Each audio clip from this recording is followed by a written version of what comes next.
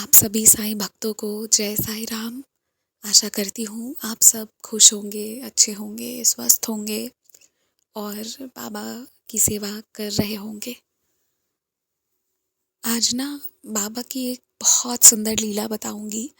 और जो लोग कहते हैं ना कि आप कह तो देते हो पर क्या इतना आसान है विश्वास करना, भक्ति करना, तो मैं पूछती हूँ क्या इतना मुश्किल है विश्वास करना, भक्ति करना उस पर जिसका ये सब कुछ है। मतलब आप सोचो कि अगर आपका विश्वास इतना दृढ़ हो ना, तो बाबा वो है ना जिनका सब कुछ है।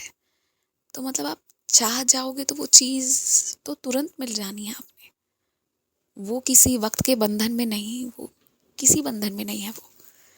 तो बस बात यह है कि क्या उतनी चाहत है, क्या उतना प्यार है, क्या उतना पागलपन है उनके लिए। तो बस यही बात है। देखिए आज मैं एक बहुत सुंदर बाबा की लीला शेयर करने जा रही हूँ, एक से ज़्यादा। पहले एक छोटी सी बात अपनी कहूँगी, फिर उन जो डिवोटी हैं उनका शेयर करूँगी। मैं बाबा को कह रही थी कि बाबा बड़े दिन हो गए, तुम दर्शन दो बाबा। ठीक है, एक्चुअली पिछले हफ्ते आई थिंक, मुझे जितना याद है, मैं मंदिर नहीं जा पाई हूँ। तो प्रॉपर अंदर एंटर करके बैठना, सारा सब कुछ जो हम करते हैं वो नहीं हो पाया। तो मैं बस यही कह रही थी कि तुम मिलो बाबा, कैसे भी मिलो, बस मिलो। अब हमारे प्यारे बाबा की लीला देखिए, वो कैसे मिले मैं ये बताती हूँ। बाबा अब होता ये है कि जहाँ मैं जाती हूँ ना, तो वहाँ बाहर में एक पहले बूढ़े से बाबा बैठे रहते थे और वो मुझे कहते थे ना कि तुम, उनकी जो इच्छा होती थी वो कहते थे कि तुम मुझे ये खिला दो, वो खिला दो। मैं पैसे देने से थोड़ा हेजिटेट करती थी, क्योंकि जितना मैंने उनको समझा था ना, वो थोड़ी बहुत स्मोकिंग वगैरह करते थे। तो मुझे था कि भैया उसके लिए मैं कंट्रीब्यूट नहीं करना चाहती। तो मैं ना आसपास की शॉप से उनके लिए कुछ ना कुछ लेके आ जाती और उनको वही दे देती। अब क्योंकि वो वहाँ की रेप्यूटेड शॉप है, जैसे आप ये मान लो ना कि अगर हम पटना की बात करें तो यहाँ कुछ ब्रांड्स हैं, जैसे कि हरीलाल है, one of the very famous shop. तो उस तरह के ही अच्छे शॉप से मैं लाके उनको दे देती थी। तो उनको भी ट्रस्ट था कि हाँ ये गलत चीज़ नहीं लाके देगी, तो ये चीज़ थी। अब मैंने बाबा से कहा कि बाबा तुम मुझे मिलो। अब देखिए बाबा कैसे मिले, इतने दिनों से वो नहीं आ रहे थे। मैंने कल ये बात मन में कही और आज वो ना वहाँ आके बैठे हुए थे। एंड उसके बाद भाई उनके प्यारे तरीके से उनका डिमांड करना, तो वो करे उसके पहले ही मैं पूछ लेती हूँ क्या खाओगे आप। तो वो कुछ, मैंने आ रही हूँ मैं लेके आई और उनको दी। जब मैं अस्थिर से बैठकर सोच रही थी ना, तो मतलब हम जो बाबा को बुलाते हैं तो हम कैसे चाहते आए। यही तो साईं है ना, सेवा में साईं है, प्यार में साईं है, दया में साईं है, अपनेपन में साईं है। अनजान होते हुए भी कोई आप पर हक रख कर बोले कि मुझे वो चीज़ लाकर दिला दो, उसमें साईं है। हमें लगता है ना कि दुनिया में मांगने वालों की कमी नहीं है, पर सच कहूँ ना तो अगर आप इच्छा रखो कि आप सच में सेवा करना चाहते हो, तो आपको ज़रूरतमंद भी नहीं मिलेंगे। सच में इस चीज़ से भी मैंने स्ट्रगल किया हुआ है, मैं आपको बता रही हूँ। मांगने वालों की कमी नहीं है इन द सेंस ना, लालची बहुत लोग हैं, ये बात सच है। हर हर लेवल पे लोग हैं, वो अलग बात है। पर जो वाकई में ज़रूरतमंद है ना, जिसकी हमें तलाश होती है, वैसे लोग जल्दी मिलते नहीं हैं। और अगर आपको कोई वैसा एक भी इंसान मिल जाए ना, तो पकड़ के उसकी सेवा करिए, जितनी हो सके उतनी करिए, बाबा को अच्छा लगेगा।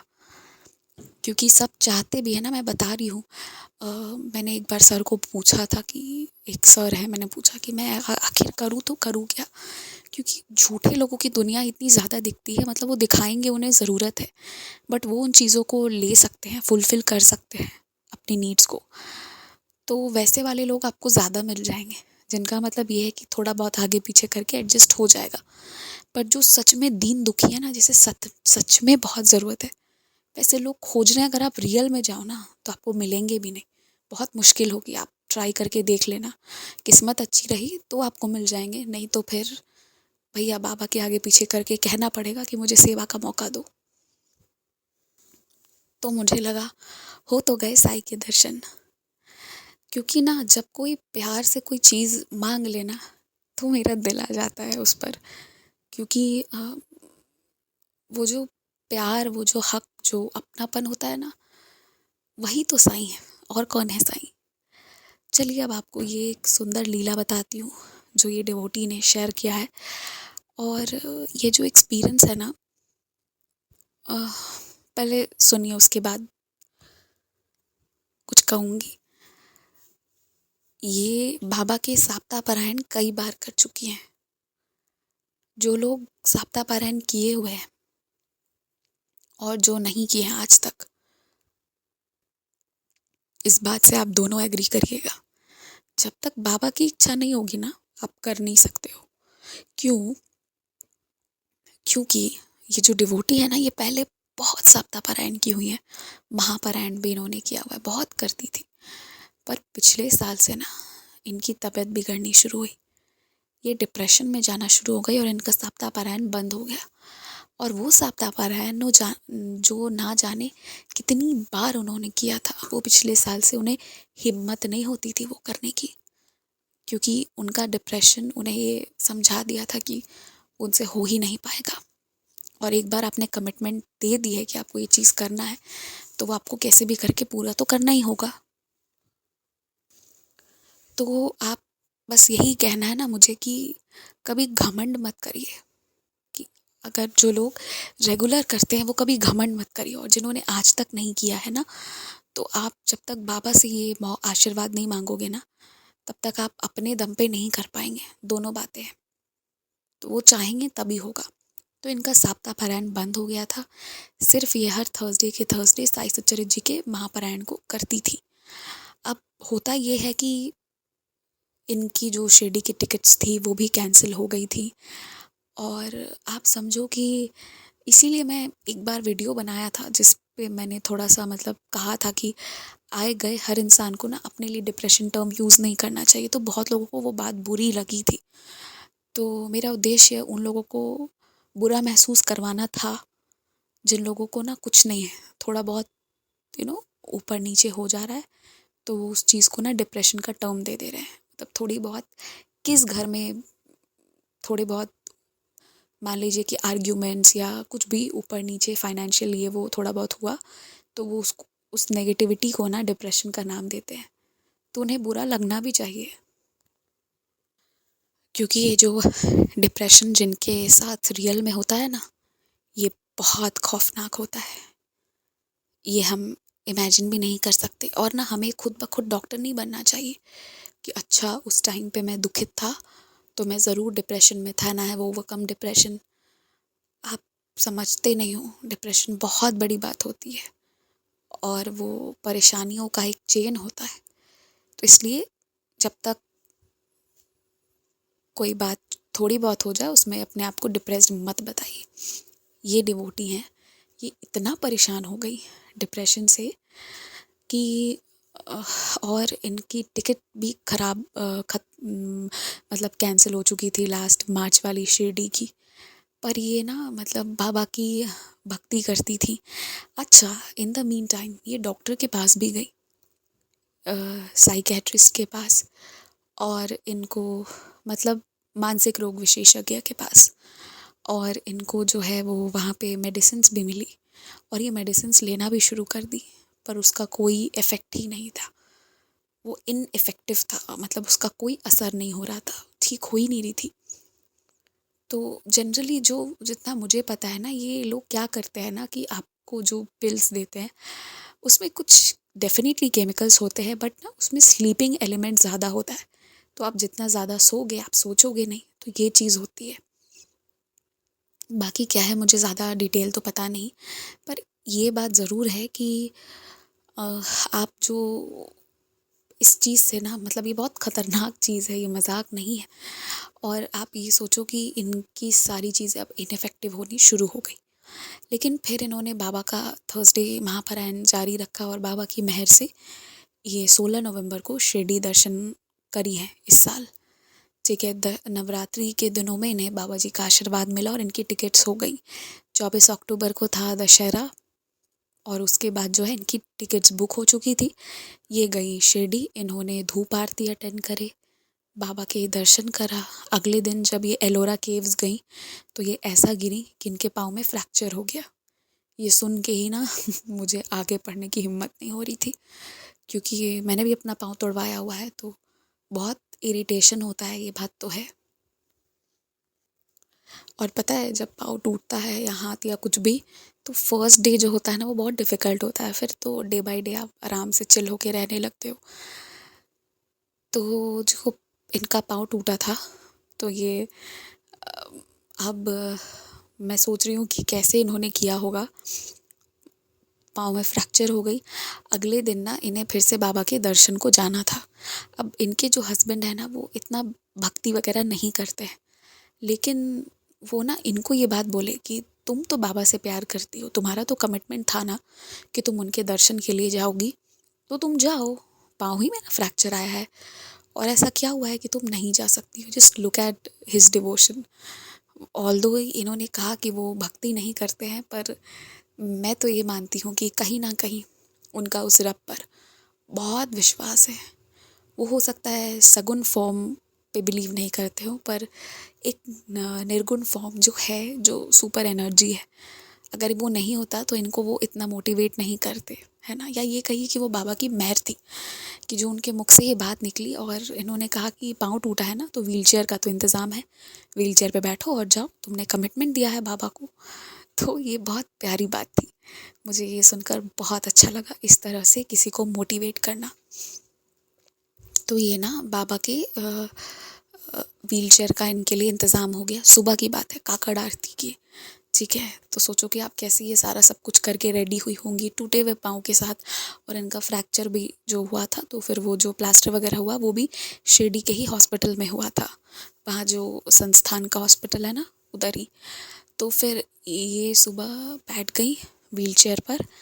फिर क्या हुआ ना कि एक आदमी आए, वो चेन्नई के थे, और इनके चेयर को पकड़ा और पता नहीं कौन कौन से रास्तों से इनको लेकर ऐसा गए अगल बगल पतले रास्तों से कि सीधा समाधि के सामने लाकर खड़ा कर दिया। And she was very happy, मतलब इनकी आंखों में आंसू थे एकदम समाधि के पास। और पता है क्या, ये तो खड़े नहीं हो सकती थी, इनको बाबा ने ना सीधा अपने समाधि के पास उधर ही नीचे सामने में बिठाया और पूरी आरती इन्होंने की, पूरी काकड़ आरती इन्होंने की बाबा की कृपा से। और जो है ना मतलब इन्होंने बताया कि मैं पूरी आरती ना रोती रही, आंखों से आंसू नहीं रुक रहे थे, क्योंकि ना वो पल बहुत खूबसूरत होता है जब आप बाबा के सामने खड़े होते हो। मतलब आपको फील होगा कि बाबा ना आपके लिए वहाँ बैठे, तो सिर्फ आपको प्यार देना चाह रहे थे। और जब आप वहाँ बैठोगे ना समाधि में के सामने में आप खड़े रहोगे ना, तो आपकी जो शिकायतें होंगी ना बाबा को लेकर कि तुमने ये नहीं किया, वो नहीं किया, ऐसा नहीं वैसा नहीं, आप ये रियलाइज़ करोगे ना कि हम ही गलत हैं जो बाबा को ये वो कहते हैं। वो बहुत प्यार करते हैं हमसे, और शायद उनके जितना प्यार करने की कोई कल्पना भी नहीं कर सकता। तो आपको लगेगा कि मतलब जो भी आपके ग्लिचेस भी होंगे ना वो भी रिजॉल्व हो जाएंगे, क्योंकि हम सबकी कुछ ना कुछ शिकायतें होती हैं। और आपको वो जिस प्यार के साथ देखेंगे ना बाबा, हाँ, उनकी वो जो नज़र होगी वो सिर्फ आपके लिए होगी, और वो मोमेंट सिर्फ आपका होगा। और मतलब जो वहाँ बाबा बैठे हैं ना, मतलब कह नहीं सकती, इनकी आंखों में भी आंसू थे और ये भी लगातार रो रही थी वहाँ, क्योंकि हम सबके अंदर इतना दुख होता है, इतना भार होता है ना, कि वो वहीं जाकर निकलता है। जितना भी कचरा हम लेकर जाते हैं तो वो हम कहते हैं कि बाबा साफ कर दो, हम इस बोझ में दब गए हैं।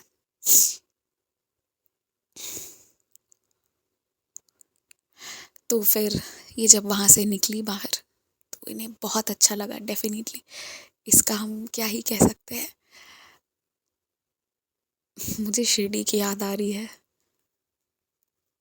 मुझे ना वो चीज़ें याद आ रही है जब मैं बाबा से बहुत चीज़ों के लिए कुछ कुछ कुछ कुछ बोला था, पर जब मैं लास्ट दर्शन करके वहाँ से निकल रही थी ना,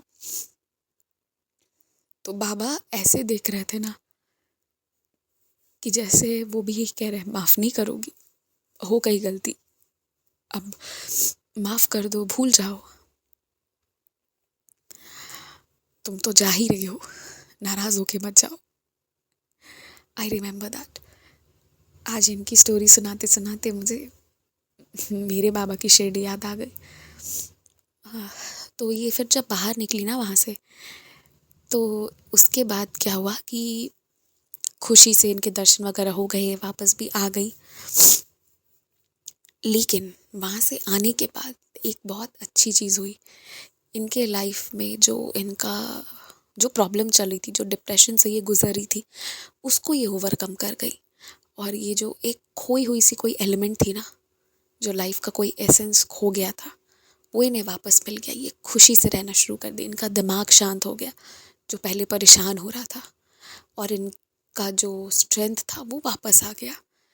ये जो डीमोटिवेटेड थी वो मोटिवेशन में बदल गया। इनका सेल्फ कॉन्फिडेंस वापस आ गया, क्योंकि वो तो हील करके भेजते ही अपने बच्चों को। ये जो रो रही थी ना शिरडी समाधि मंदिर में, बस इनके दर्द निकलवा रहे थे बाबा। एक बार निकल गया तो फिर तो सब अच्छा होना ही है। और आपको पता है, ये अनुभव मेरे पास बस 1-2 दिन पहले ही आया है, और मैंने पिछले महीने का एक्सपीरियंस पढ़ के आधा रिकॉर्ड कर लिया था, वो हो गया ख़राब। किसी ने बेल बजा दिया और अनुभव ख़राब, तो मैंने ना फिर वो एक्सपीरियंस रिकॉर्ड नहीं हो पाई, और देखिए ये वाला एक्सपीरियंस बाबा करवा रहे हैं। तो मैं बस यही कहती हूँ, जितने लोगों की मुझसे शिकायतें हैं ना कि एक्सपीरियंस क्यों नहीं हो रहा, आप बाबा से शिकायत करो, आप बाबा से बात करो, और आप बाबा के साथ अपनी लिंक कर लो। जब बाबा उधर से ओके कर देंगे तो इधर एक्सपीरियंस अपलोड हो जाएगा। मुझसे पूछने मत आओ, आप बाबा को पूछो कि कब। आज जितने भी लोग किसी भी मेंटल एलिमेंट से गुजर रहे हैं, या वो डिप्रेशन में है, या उनकी कोई भी रिलेटिव डिप्रेशन में, प्रयास करें आसपास के मंदिर में जाने की। बाबा हो तो बाबा की मंदिर हो तो वहाँ लेके जाएं, एक आरती अटेंड करने की आदत डाल लें। चाहे कुछ भी हो जाए ना, ये नियम बंधवा दें कि एक आरती तो अटेंड करना है, कोई सी भी, दोपहर वाली, शाम वाली, सुबह वाली हो सके तो वो, या रात वाली। जनरली सुबह और रात वाली आरती ना दोनों थोड़े एक्सट्रीम होते हैं, तो वो जो नॉर्मल घर वाले लोग होते हैं जिनको घर पे भी आना होता है, शाम के बाद सारा सब कुछ बंद करके घर पे रहना होता है, तो उनके लिए वो पॉसिबल नहीं भी हो पाता है। पर दोपहर या शाम वाली आरती ना आप प्रयास कर सकते हो। तो यही था आज का अनुभव। बस आप बाबा के लिए कुछ ना कुछ करते रहिए, ठीक है। बाबा से जुड़ना है, अगर बाबा को फील करना है ना, तो स्तवन मंजीरी पढ़िए, और रोज़ बोलिए दर्शन दो मुझे, मांगिए दर्शन, वो देंगे। स्तवन मंजीरी पढ़िए, ये आप फील करेंगे बाबा को। और बाबा में रहिए, बाबा से दूर मैं जब जब हुई हूँ ना, मतलब दूर इन द सेंस कि अगर थोड़ा भी उनकी लीलाओं को कम सुनना शुरू करा हो, या कम बताना शुरू करा हो कभी भी, तो मेरा समय बहुत ख़राब हो जाता है। ये हमेशा की बात रही है। तो मैं अपने पर्सनल एक्सपीरियंस के बेसिस पे कहना चाहती हूँ कि अगर आप अपने समय को अच्छा करना चाहते हो ना, तो आप बस अपना समय उनको देना शुरू कर दो। वो सारा समय आपका जो है ना, वो आबाद कर देंगे। ये मैंने फ़ील किया है। और बस अच्छा करना है, अच्छाई पर विश्वास रखना है, क्योंकि अगर ये दुनिया चल रही है ना, तो भी अच्छाई के कारण ही चल रही है। बुराई की तो हार हो रही है, बुराई हार रहा है और हारेगा। आपको लगता है ना कि लोग गलत करके कितने दिन टिक पाएंगे? आप देखने जाओ, खोखले हैं अंदर से लोग जो गलत हैं। आपको दया आएगी उन्हें देखकर, आपको लगेगा कि यार तू कर ले, जो करना है कर ले, पर खुश रह, आपको यही लगेगा। तो इसलिए ना, जो लोग बुरे हैं, बुरा कर रहे हैं, उन पे ध्यान मत दीजिए। उनको आप ब्लेस नहीं कर सकते हैं तो बाबा पे छोड़िए, पर अच्छा करिए और अच्छा में विश्वास रखिए। अच्छा करेंगे, अच्छा ही लौटेगा, तय है ये बात तो। और पता है, मैं कह रही थी ना, मेरी तबीयत भी बिगड़ी हुई है, ऐसी कुछ कुछ लीलाएं हुई हैं, मैं शेयर करूँगी आराम से। और मैं कुछ अपसेट भी थी, पता है। एक एक बात शेयर कर रही हूँ। एक है कोई, उनका व्हाट्सएप स्टेटस दिखा जिसमें कि वो ना किसी मंदिर गए हुए हैं और मंदिर में लिखा हुआ है कि आप ना अश्लील कपड़े पहनकर नहीं आ सकते। और जो उनका ड्रेसिंग्स था, जो उन्होंने ड्रेस करा था, वो उसी कैटेगरी में आता है। ठीक है, मतलब वैसे कपड़े पहनकर हम मंदिर तो नहीं जाएंगे, क्योंकि एटलीस्ट हम कपड़े तो पहनेंगे ना ढंग से, कि लगे कि कपड़ा भी पहना हुआ है हमने। मतलब आप समझ रहे हो ना, वो वाली बात है। और ऐसी उस दिन ना 2-4 चीज़ें मैंने और अपने आसपास देखी। मेरा ना उस दिन मूड ख़राब हो गया था कसम से। और मतलब झूठी और फेक दुनिया देख के ना मैं तंग आ गई थी उस दिन। क्योंकि मैं ये देख रही हूँ ना कि जो लोग साथ में उठ बैठ रहे हैं, अलग होती चुगली कर रहे हैं एक दूसरे की, इसने इतना खर्चा करा दिया, उसने उतना खर्चा करा दिया। और साथ में है तो ऐसी हरकतें कर रहे हैं कि देखने वाला ही शर्मा जाए। मतलब मुझे लगता है कि क्यों कुछ लोगों को ऐसा लगता है कि वो रिश्ते सिर्फ उन्हीं के पास है। हर रिश्ते सबके पास है किसी, मतलब दुनिया में वो चीज़ कॉमन है। ऐसा थोड़ी है कि अगर किसी को कोई रिश्ता मिला है तो वो सिर्फ उसी, मतलब only that person has got that relation. वही रिलेशन कई लोगों का कई लोगों के साथ है, कोई यूनिकनेस नहीं है। तो ऐसी अश्लील चीज़ें करने से हमें बचना चाहिए। एज अ साई डिवोटी मैं यही कहूँगी कि अगर हम सब लोग भी धीरे धीरे अवेयर हों और अपने कर्म अच्छे कर लें तो अच्छा रहेगा। मैं ना गंदगी बर्दाश्त नहीं कर पाती। उसे कोई फैशन बोल ले, ट्रेंड बोल ले, या उसको कोई कूलनेस का साइन दे दे, तो भी मुझसे वो सब बर्दाश्त नहीं होती ज़्यादा देर। मैंने उठ के फिर चल जाना है। और एक बार मेरे मन से कोई उतर जाए, एक बार घृणा हो जाती है ना, तो फिर वो हो जाती है। हालांकि पेशेंस बहुत है, इतनी आसानी से नहीं होता। माफ़ी बहुत करने की हिम्मत और क्षमता है। जिस दिन वो ख़त्म हो जाता है बस हो ही जाता है। मैं ज़्यादा डिटेल करके नहीं बता सकती ना आइडेंटिटी किसी की भी, लेकिन हम सब ने ना थोड़ा थोड़ा अपने लक्षणों पर ध्यान देना चाहिए। हमारे आसपास बड़े छोटे सभी तरह के लोग होते हैं। हमें ध्यान होना चाहिए कि हमारी बिहेवियर से कहीं वो दूसरे तो एम्बैरेस्ड नहीं हो रहे हैं, ये ध्यान हमें ही रखना है, दूसरे नहीं रखेंगे। तो कुल मिलाकर ना उस दिन ऐसी ही कुछ चीज़ें दिख रही थी और कुछ लीलाएं बाबा की भी थी। मिला जुला कर मेरा सर भी ख़राब हो गया था, तबीयत भी ख़राब, पूरा सिस्टम उस दिन ख़राब था। खैर, बाबा की मेहर, अब सब अच्छा है साईं की कृपा से। कभी कभी नेगेटिविटी भी आती है तो कोई कारण होता है उसके पीछे भी कुछ। जब हम बहुत दिन थोड़ा थोड़ा थोड़ा जमा करते हैं ना, तो एक दिन वो बहुत इकट्ठा हो जाता है, फिर वो बाबा साफ कर देते हैं। इसी के साथ जय साईं राम, टेक केयर। अगर आप भी हमारे साथ अपना कोई अनुभव साझा करना चाहते हैं, या फिर कोई भी सवाल पूछना चाहते हैं, या कुछ भी मैसेज करना चाहते हैं, तो आप हमसे इंस्टाग्राम, ईमेल आईडी और व्हाट्सएप के थ्रू जुड़ सकते हैं। हमारी ईमेल आईडी है बंदे हैं हम sai@gmail.com। स्क्रीन पर ईमेल आईडी मेंशन की गई है। आप सबसे ये रिक्वेस्ट है कि काइंडली करेक्ट स्पेलिंग चेक कर लें। हमारी ईमेल आईडी में बंदे हैं हम में डबल ए है। प्लीज़ करेक्ट स्पेलिंग पर ईमेल मेल करें, वरना आप किसी और जगह भेज देंगे एंड वो हम तक नहीं पहुंच पाएगी। ऑल्सो अगर आप हमें मेल करते हैं तो विदिन 5 डेज़ आपको रिप्लाई भी दे दिया जाता है। अगर उस दौरान रिप्लाई नहीं आता है तो काइंडली करेक्ट आईडी पर वापस मेल भेजें। अगर आप व्हाट्सएप के माध्यम से जुड़ना चाहते हैं तो हमारा व्हाट्सएप नंबर है 6206008273। आप सबसे रिक्वेस्ट है कि प्लीज़ मैसेज करें, और ऑडियो भी आप भेज सकते हैं, पर कृपया कॉल ना करें। कॉल पिक नहीं की जाएगी और ना ही कॉल पर बात करने का रिक्वेस्ट डालें। आप अपने मैसेज भेज दें, आपको हम अपने टाइम के हिसाब से रिप्लाई कर देंगे। आप चाहें तो इंस्टाग्राम के थ्रू भी हमारे साथ कनेक्ट हो सकते हैं साई चिल्ड्रन के माध्यम से, जिसका स्क्रीनशॉट आपकी स्क्रीन पर शो हो रहा होगा। इसके थ्रू आप इंस्टाग्राम पर जुड़कर भी अपने अनुभव, अपने क्वेश्चंस कुछ भी हों शेयर कर सकते हैं।